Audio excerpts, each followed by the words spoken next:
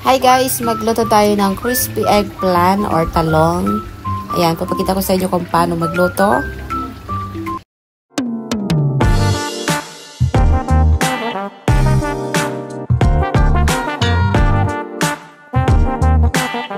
Ayan, ipakita ko sa inyo kung paano ko ginawa nito. Ayan, ito yung talong. So, meron tayong dalawang talong. Ayan, tanggalin natin yung balat. Ayan, para alam nyo na, hindi mahalata yung bata na gulay yung lulutuin ko. Ayan, tanggalin ko yung pinaka niya dun sa dulo. Ayan, so gagamit lang tayo ng pagtanggal ng balat. Ayan, kuha tayo ng knife at i-slice natin siya ng dalawahan. Ayan, so ganito siya. So medyo makapal pa. So i-slice ko pa siya ng manipis. Ayan, so gawin natin ito yung para siyang potato french fries. Ayan, so alam niyo na pag yung isang peraso ang dami. Kaya alam niyo na para siyang ano ba yan, yung para siyang isda, pero hindi nila alam na vegetable pala yan yung bata.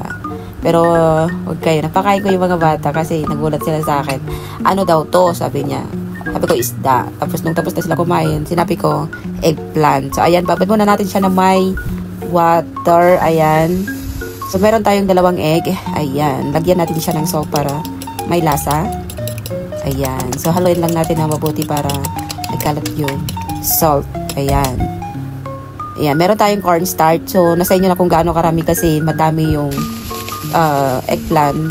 Kaya yun, madami akong nilagay. So, meron din tayong breadcrumbs. Ayan, i-dry muna natin saglit dahil alam nyo na matubig ang talong or eggplant. Ayan, maglagay tayo ng salt and then all-in-one seasoning kasi wala akong magic sarap.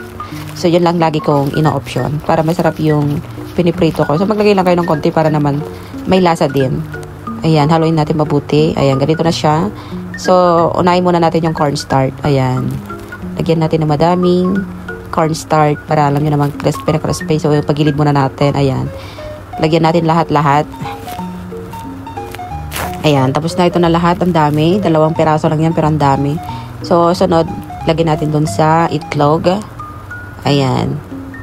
Dapat malagyan lahat ng itlog para madikit dun sa ano ba yun? Breadcrumbs. Ayan, ito yung breadcrumbs.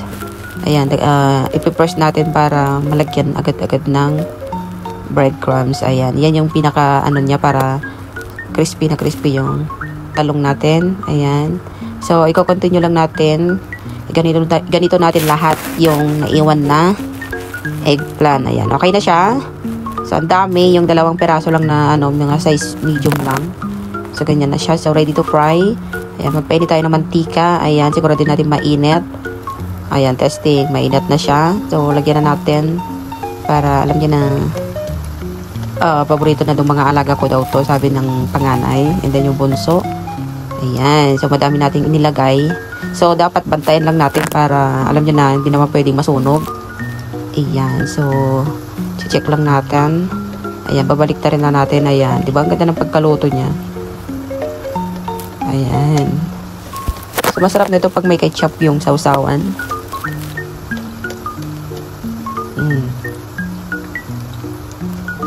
So, madali lang gumawa ng ibang-ibang recipe. Masarap. O, diba? O, diba? Ganyan na siya pero lutuin pa natin. Kulang pa yung luto.